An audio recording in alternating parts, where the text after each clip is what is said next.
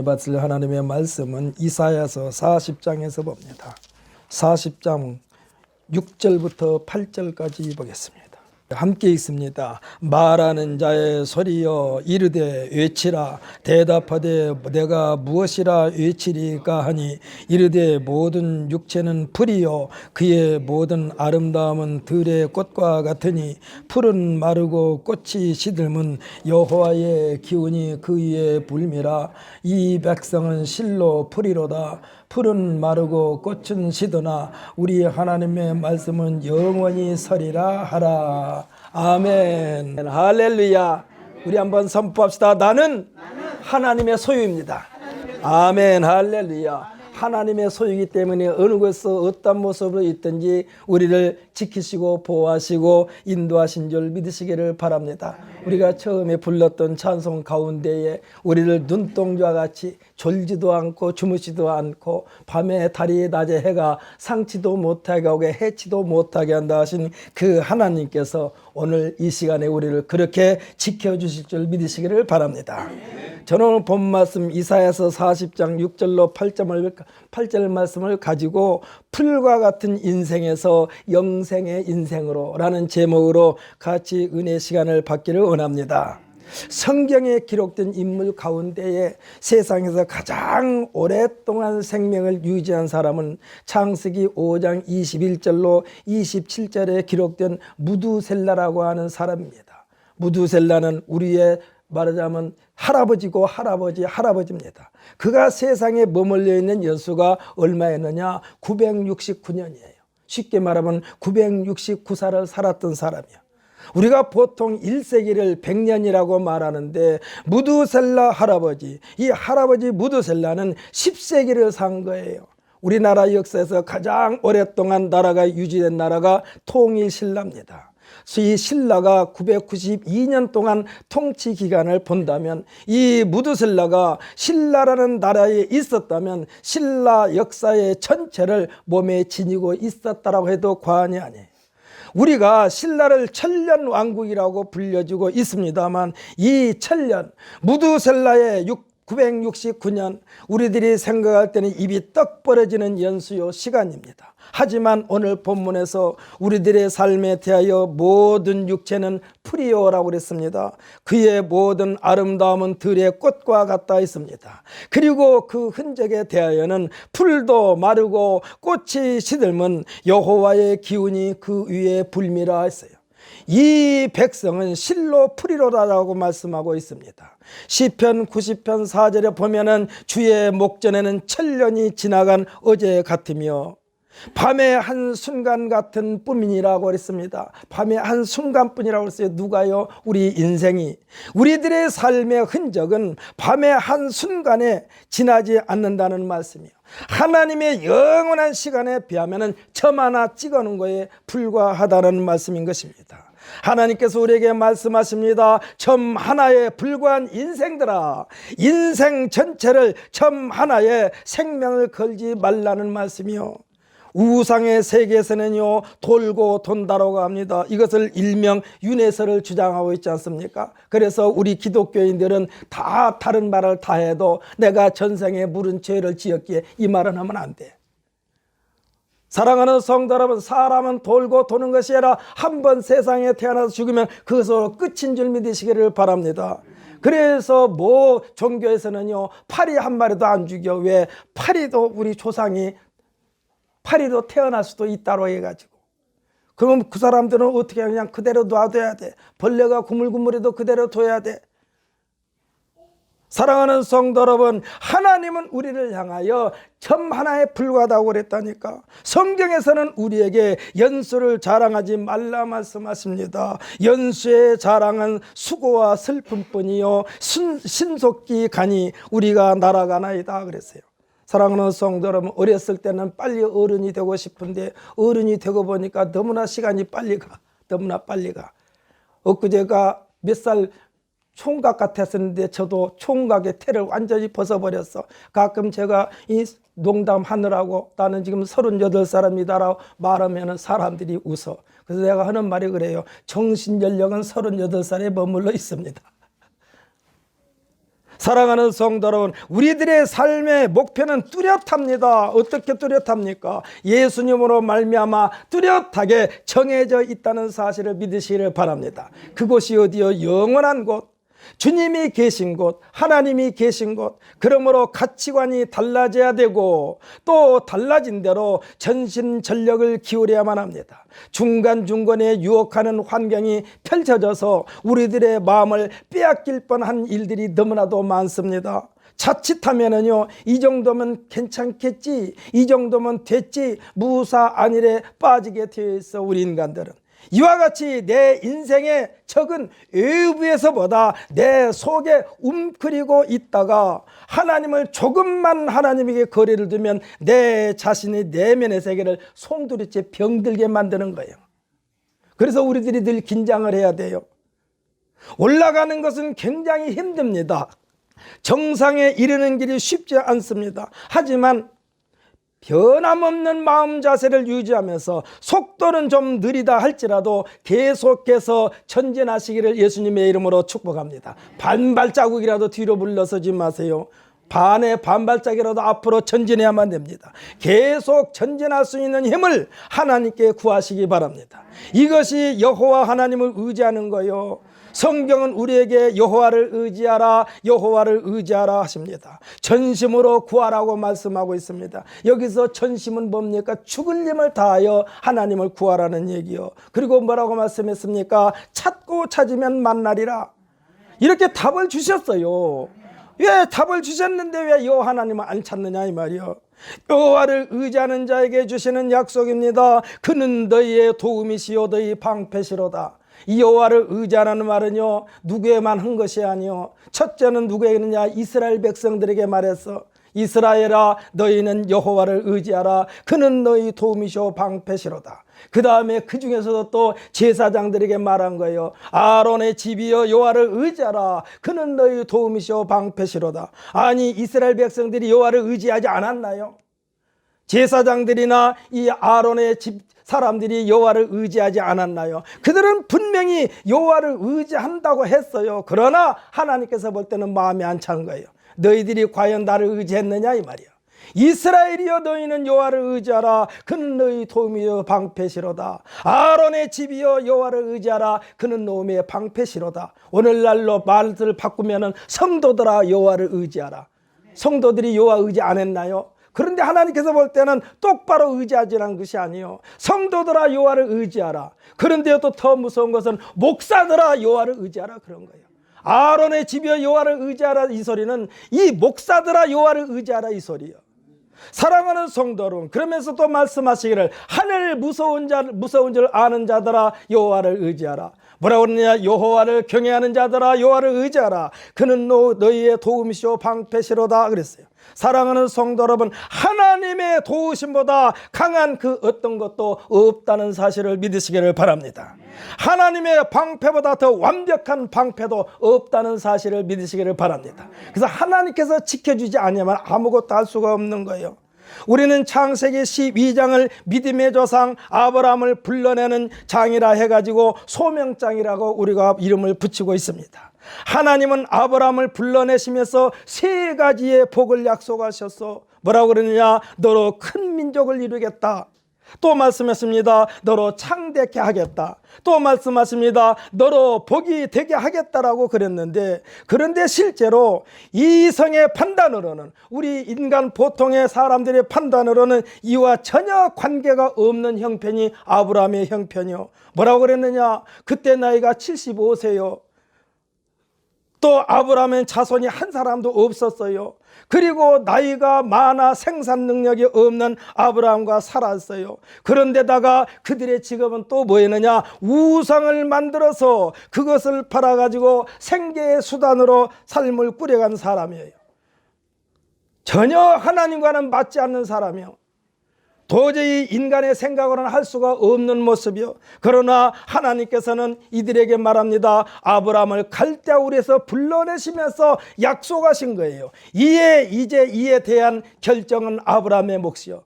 사랑하는 성도 여러분, 오늘날도 우리가 전도할 때에 예수 믿으세요, 예수 믿으세요. 우리 교회에 나와서 예수 믿으세요 하면서 전도하며 교회 예배당에 데려오는 데까지는 우리들의 몫입니다. 하지만 예수님을 그리스도로 영접하는 결단은 당사자의 몫이요. 당사자가 예수를 믿느냐 안 믿느냐. 사랑하는 성도 여러분 전도할 때에 교회에 갑시다라고 하지 말고 예수 믿으세요 그래야 돼.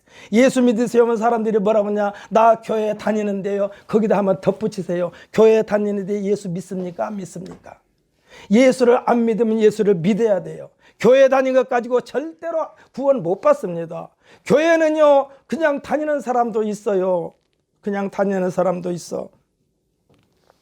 그러나 예수를 믿어야만이 하나님과의 약속된 복을, 하나님의 은혜를 받아들일 수 있다는 사실을 믿으시기를 바랍니다. 하나님께서 말씀하신 밤에 달도 낮에 해도 너희를 상치도 못하게 하고 해치도 못하게 한다는 것은 예수를 굳건히 믿는 사람들과의 약속인 줄 믿으시기를 바랍니다. 그러니까 이 모든 것 우리가 데려오는 데까지는 우리가 할 수 있지만 그가 예수를 믿느냐 안 믿느냐는 본인의 몫이요. 그런데 이마저도 하나님의 역사요 하나님의 인도하심으로만 가능하다고 그랬어요. 왜냐하면 성경에 분명히 그렇게 말씀하셨습니다. 예수님께서 얼마나 베드로가 완벽한 신앙 고백을 했습니까? 주는 그리스도시요 살아계신 하나님의 아들이다. 이거 아주 예수님이 아주 듣고 싶은 말이에요. 아주 듣고 싶은 고백이었어요. 그런데 예수님께서 베드로에게 뭐라고 말하느냐. 이를 내게 알게 하냐는 혈육이 아니요 하늘에 계신 내 아버지시니라 그랬어. 그러니까 하나님께서 이끌지 아니하면은 예수를 믿을 자가 없다라는 얘기요. 그래서 여러분들께서 기도할 때마다 하나님 아버지 나의 믿음이 성장하게 하여 주옵소서 도움을 간청하는 우리 모두가 되어야만 될 줄 분명히 믿습니다. 우리가 찬양하고 신앙 고백하는 이 과정이 하나님께서 이끌지 아니하면 불가능하다는 말씀을 지금 예수님께서 하신 거예요. 우리들이 신앙 성장을 위하여 얼마나 기도하고 있습니까? 사랑하는 성도 여러분, 우리 신앙 성장을 위하여 날마다 매 순간마다 기도하는 자세가 흐트러지지 마시기를 예수님의 이름으로 축복합니다. 우리는 나 자신의 신앙을 위하여 열심히 기도해야 합니다. 그리고 하나님의 도우심을 구해야 합니다. 신앙의 뿌리가 깊게 또 신앙의 뿌리가 넓게 활착 되어야만이 비가 내리고 바람이 불고 창수가 몰아쳐도 무너지지 않는 거예요. 히브리서 10장 35절로 39절에서 우리들의 믿음의 자세가 어떠해야 되겠는가를 우리에게 가르쳐주고 있습니다. 우리 한번 찾아서 읽어보십시다. 신약성경 364페이지.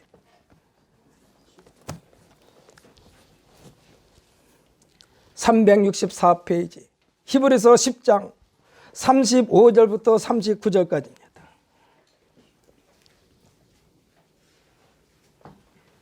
함께 있습니다. 그러므로 너희 담대함을 버리지 말라. 이것이 큰 상을 얻게 하느니라. 너희에게 인내가 필요하면 너희가 하나님의 뜻을 행한 후에 약속하신 것을 받기 위함이라. 잠시 잠깐 후면 오시리가 오시리니 지체하지 아니하시리라. 나의 의인은 믿음으로 말미암아 살리라. 또한 뒤로 물러가면 내 마음이 그를 기뻐하지 아니하리라 하셨느니라. 우리는 뒤로 물러가 멸망할 자가 아니요 오직 영혼을 구원함에 이르는 믿음을 가진 자니라. 아멘. 할렐루야. 우리는 반발짝이라도 뒤로 물러가면 안 된다는 얘기요. 물러가면 바로 멸망입니다. 영생과 영멸의 경계는 반발짝도 안 됩니다. 밤과 낮이 경계가 두껍지 않습니다. 신앙을 지킨다는 것은 군대에서 야간에 군인들이 불침번을 쓰는 것과 똑같아요. 임무교대를 분명히 합니다. 병사와 병사 사이에 어떠한 틈도 허용해서는 안 됩니다. 그래서인지 군대에서 불침번에 대한 각성을 내리는데 뭐라고 말하느냐. 전쟁에서 지는 장수는 용서함을 받아도, 여러분 잘 들으시기 바랍니다. 전쟁에서 지는 장수는 용서함을 받아도 경계에서 무너지는 장수는 용서받지 못한다라고 그랬어요. 사랑하는 성도 여러분, 우리가 실패하고 실수하는 건 하나님 앞에 용서받을 수가 있어요. 그런데 실수 그 자체를 허락하셔서는 안 된다는 얘기. 왜? 멸망하니까, 망해버리니까. 우리가 읽지는 않았습니다마는 39장 1절로 7절까지를 보게 되면은 히스기야 왕이 병이 나았다는 소식을 듣고 바벨론 왕이 금과 예물을 보내면서 위로하자 사신을 맞은 히스기야 왕이 긴장의 끈을 느슨하게 했어요. 왜냐하면 이 적군이나 마찬가지거든요, 바벨론이. 그런데 자기 자신이 병에서 나았담을 듣고 이 금과 예물을 가져오니까 히스기야 왕이 느슨해졌어. 끈이 느슨해졌어. 쉽게 말하면 허리에 허리띠를 바짝 졸라매야 되는데 바짝 졸라매지 않으니까 자기 자신도 모르게 바지가 흘러내려가는 거예요. 사랑하는 성도 여러분, 우리가요 신앙의 경건과 신앙의 느슨함을 우리가 허락하면은 그 틈을 타서 사탄 마귀가 우리를 홀라당 벗겨버린다는 사실을 믿으시기를 바랍니다.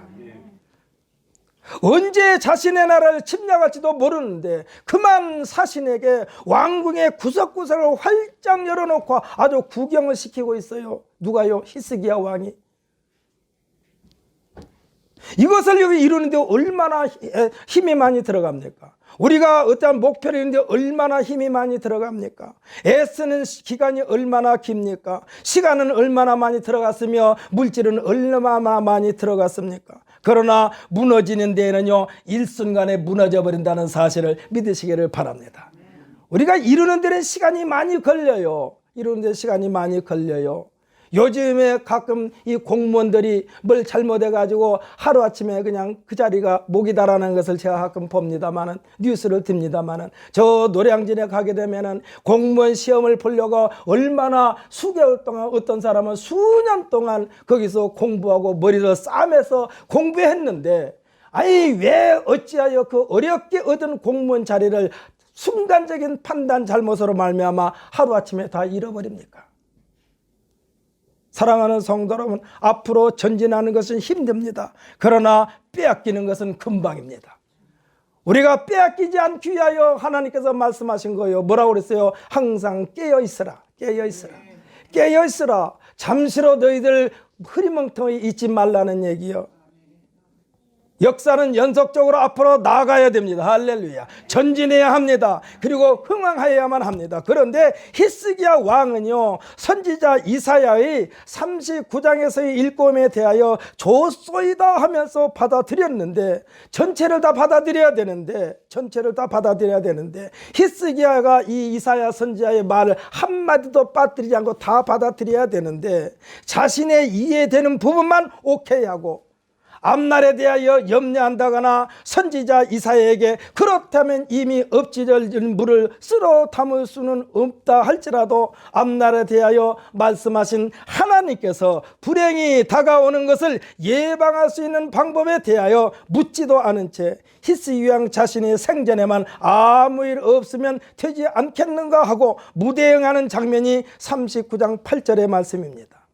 사랑하는 성도 여러분, 아주 아까 우리가 이 히브리서 읽으면서 성경책을 넘겨놨다면 오늘 본문 말씀으로 다시 돌아가기 바랍니다.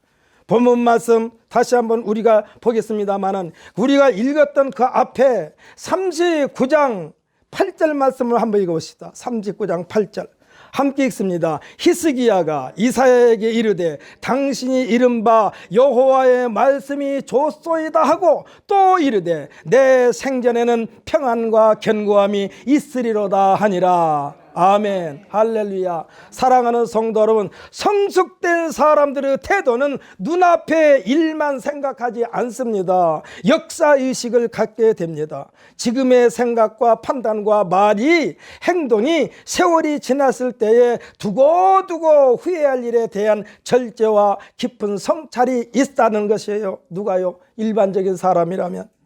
이것을 그 범위가 깊고 넓을 때 그릇이 큰 사람이 됩니다. 그릇이 큰 사람이 되는 거예요. 그래서요, 큰 사람들은 쉽게 흥분하지 않아요. 그녀는 말로 그까짓 거예요. 그까짓 거. 사랑하는 사람은, 우리는 예수 품에 있으므로 바깥 세상에서 일어나는 여러 가지 많은 것들이 우리를 유혹한다 할지라도 그까짓 것 하고 무시해 보시기를 예수님의 이름으로 축복합니다. 세상이 아무리 좋다 한들 천국보다 좋겠습니까? 세상에 아무리 의리의리한들 천국보다 좋겠습니까? 그까짓 하고 우리는 천국의 소망을 조금도 끊어지지 않는 우리의 모두가 되시기를 예수님의 이름으로 축복합니다. 그래서 이 마음이 깊고 넓은 사람을 향하여 군자라는 말을 하는 거예요. 군자. 왜 하나님은 전지전능하신 하나님이라 했을까요? 하나님의 안목, 하나님의 생각은요, 영원히 변함이 없으신 줄 믿으시기를 바랍니다.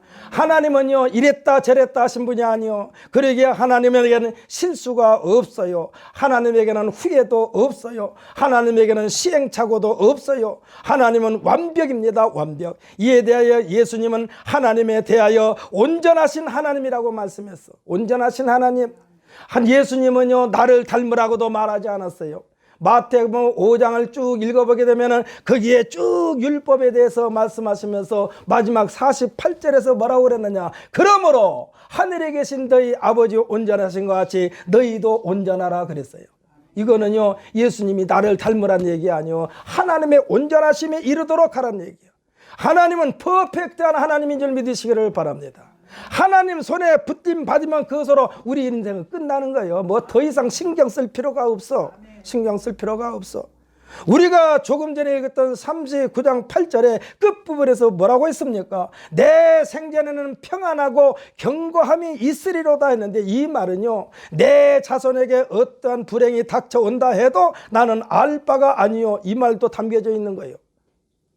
이사야가요, 지금 히스기야 왕의 당신의 그 실수가, 당신이 그 적군에게 보여준 모든 창고가 다 보여졌기 때문에 결국은 나라가 망할 것이라는 말을 했는데도 불구하고 지금 자신이 있는 동안만 평안하면 문제가 없다는 식으로 받아들인 거예요.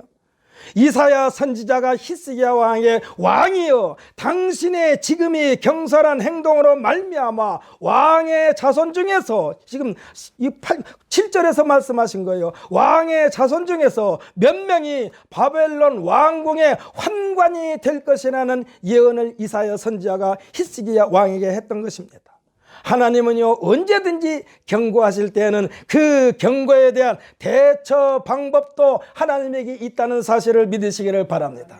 하나님은요, 완전히 사람이 멸망당한 것을 원하시는 하나님이 아니요, 아무리 악한 자라도 그가 그대로 멸망당한 것을 원하지 아니하고 그가 회개하고 돌아오는 것을 더 기뻐하신 줄 믿으시기를 바랍니다. 그 장면이 어디 있습니까? 100마리의 양 중에 99마리의 양은 아주 주인의 말을 잘 듣는 양이요, 그런데 한 마리의 양이 아주 속색이 되니 나중에는 길을 잃어버렸어. 그런데 주인이 어떻게 했습니까? 예수님께서 뭐라고 말씀했습니까? 그 양을 포기했습니까? 끝까지 그 양을 찾으신 예수님이신 줄 믿으시기를 바랍니다. 사랑하는 성, 우리가 하는 모든 것이요, 하나님의 눈에는 아주 그냥 불어량을 내리고 싶지만은, 그러나 하나님께서 우리에게 경고하시는 것은 돌아오라는 얘기요, 돌아오라는 얘기요. 하나님에게는요, 아무리 우리가 잘못했어도 그것을 회복할 수 있는 힘과 능력이 하나님에게 있는 줄 믿으시기를 바랍니다. 그래서 예수님께서 말씀하신 거요, 사람으로는 할 수 없으되 하나님으로서는 다 할 수 있느니라. 할렐루야. 그래서 우리가 이를 엉망진창으로 만들어 놓고도 하나님 앞에 아버지여, 제가 욕심이 과했습니다. 제가 욕심이 과했습니다. 하나님께 영광 돌리는데 초점을 맞추지 아니하고 바로 눈앞의 현실만 바라보면서 너무나 경솔하게 행동했습니다 하면서 회개하고 돌아온 자에게는 하나님께서 방법을 주실 줄 믿으시기를 예수님의 이름으로 축복합니다. 그래서 회개하라고 그러는 거예요. 이사의 예언에 대하여 알았다는 말만 하고 지금 자신만 평안하고 견고하면 된다는 아주 근시안적 생각에 사로잡혀 있어요. 누가? 히스기야 왕이. 자기가 죽을 병이 들었는데 하나님께서 지금 죽지 아니하고 15년 동안 생명을 연장해 줬다고 그러니까 15년 동안은 아무 일이 없을 거라는 자신감도 있어요. 그러나 분명한 것은 이 히스기 왕이 차라리 그때 죽었더라면 더 나을 뻔한 결과가 나오는 거예요. 만일에 이때 히스기야가 뼈저리게 받아들이면서 대책을 하나님의 사람 대언자 이사야와 의논했다면 얼마나 좋을까요? 그리고 히스기야가 내 자손이 겪어야 할 수치와 조롱은 나 히스기야가 내가 감당하더라도 내 자손에게 미치지 않게 해달라고 기도를 자신이 병들었을 때 하나님께 기도할 때처럼 매달렸다면 하나님께서는 분명히 틀림없이 선지자 이사야를 통해서 헤쳐나갈 방향도 제시해 주셨을 것입니다. 사랑하는 성도 여러분, 우리들의 하나님은요, 이미 우리들이 저질러 놓은 일에 대하여도 모든 것을 동원하여 화를 복으로 바꾸시는 능력이 하나님에게 있음을 믿으시기를 바랍니다. 이에 대하여 사도 바울 선생이 뭐라고 그랬습니까? 사도 바울 선생은요, 로마서 8장 28절에서 읽게 해주는데 뭐라고 그랬느냐? 우리가 알거니와 하나님을 사랑하는 자, 그 뜻대로 부르심을 입은 자들에게는 모든 것이 합력하여 선을 이루느니라 라고 말씀하고 있어요. 그렇다고 해서 여기에 습관화되면 안 돼요. 아무렇게나 해도 하나님께서 고쳐주시겠지. 천만의 말씀. 예수님은요, 현장에서 가늠하다 붙잡힌 여인에게 그랬어요. 나도 내 죄를 묻지 않겠다. 그러나 여가 그냥 가라. 그러나 한 가지 너에게 부탁한다. 다시는 죄를 짓지 말라라고 그랬어요. 다시는 죄를 짓지 말라. 그러니까 우리가 잘못해가지고 일을 저질러 놨어도 하나님은 모든 것이 합력하여 선을 이루게 하시는 하나님인데 이것을 밥 먹듯이 습관화하게 되면 안 된다라는 얘기요. 경솔하게 생각하고 판단하고 말하고 행동하면 구원의 문을 스스로 닫는 격이 됩니다. 그래서 우리 예수 믿는 사람들은요, 한 번 실수한 것에 대한 두 번, 세 번 실수를 거듭하면 안 돼요. 그러면 신뢰가 땅에 떨어집니다. 이사야서 40장에서는 하나님의 경고하심이 단호합니다. 1절에서는 뭐라고 그랬냐? 너희 하나님이 이르시되 라고 시작됩니다. 3절에서는 뭐라고 그랬느냐? 외치는 자의 소리여 이르되 라고 시작합니다. 6절에서는 말하는 자의 소리여 이르되 합니다. 9절에서는 아름다운 소식을 시온에 전하는 자여 하시면서 하나님의 마음을 나타내 보이고 있습니다. 이와 같은 말씀은요, 예수님의 사회 현장에서 제자들에게 내가 진실로 진실로 너희에게 이르노니 이 말씀과도 같아요. 그리고 서기관과 바리새인들을 향하여 화 있을진저 서기관과 바리새인들이여 하고 부르시는 예수님의 애타는 마음과 같습니다. 하나님은 이스라엘 백성들을 선택해가지고 그들을 통하여 우리 인간들이 살면서 겪어야 할 어려움과 여러한 시련을 다 이스라엘 백성들을 통하여 하나하나 보여주시면서 그 중심에 여호와 하나님을 중심에 모시고 살으라고 우리에게 가르쳐주기 위하여 이스라엘 백성들을 택하신 줄 믿으시기를 바랍니다.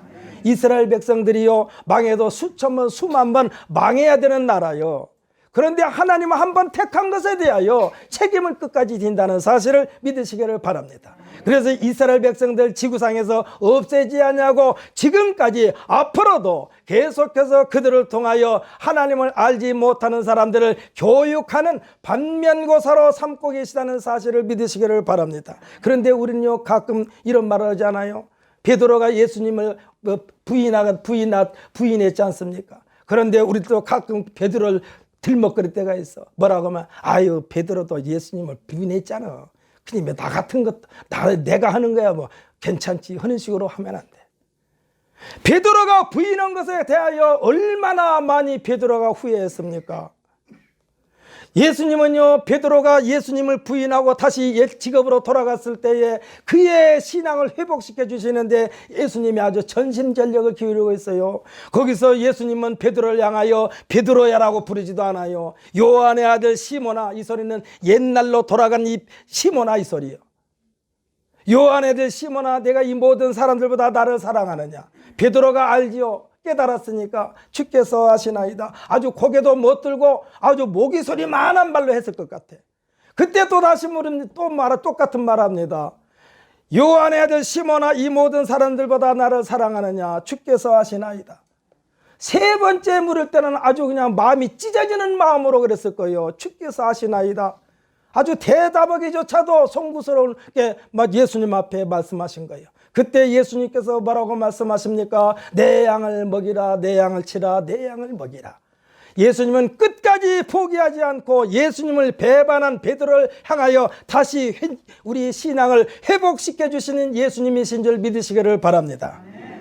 오늘 우리가 함께 읽었던 본문 말씀은 에덴에서 쫓겨난 아담의 후손들이여 하고 부르신 거요, 영생을 포기한 인생들이여 하고 부르신 거요, 믿음의 조상이요 축복의 조상이요 순종의 조상이라 부르면서 믿음의 계보를 이어가야 하는 우리들이었건만 믿음의 계보에서 벗어난 줄도 모르고 썩어질 것과 없어질 것을 취하여 허우적대는 우리에게 오셔서 가치관을 새롭게, 인생관을 새롭게, 그리고 새로운 정체성을 심어주시고 그것을 체질화하게 하시는 예수님으로 말미암아 풀처럼 마를 수밖에 없는, 그리고 부귀영화 공명에 사로잡혀 종국에는 꽃처럼 시들어 우수수 쏟아져 버릴 우리들을 영생의 면류관과 영생의 의복으로 갈아입혀 주시면서 그 속에 영생하는 생명을 불어넣어 주심으로써 새로운 세상의 완전한 일원이 되게 하시려는 하나님의 사랑을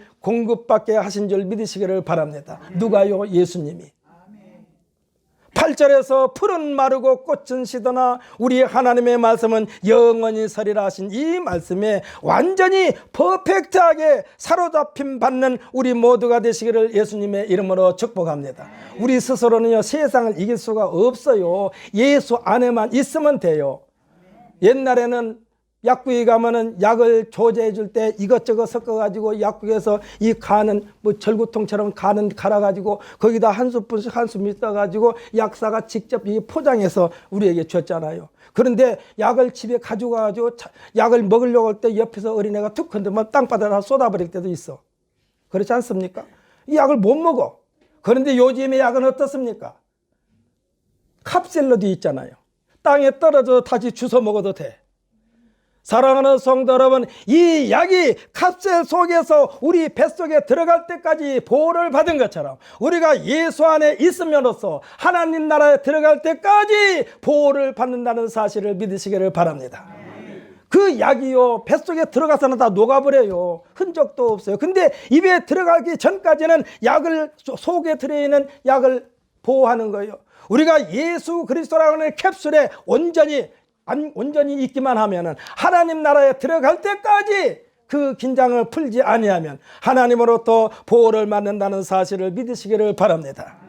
9절로 11절까지의 말씀은 풀과 같이 마르고 꽃과 같이 시들 수밖에 없는 우리들에게 마르지도 않고 시들지도 않으며 영생의 메신저가 되어 아름다운 소식을 온 천하에 퍼나르는 도구로 사용하시겠다는 산소망의 약속인 줄 믿으시기를 바랍니다.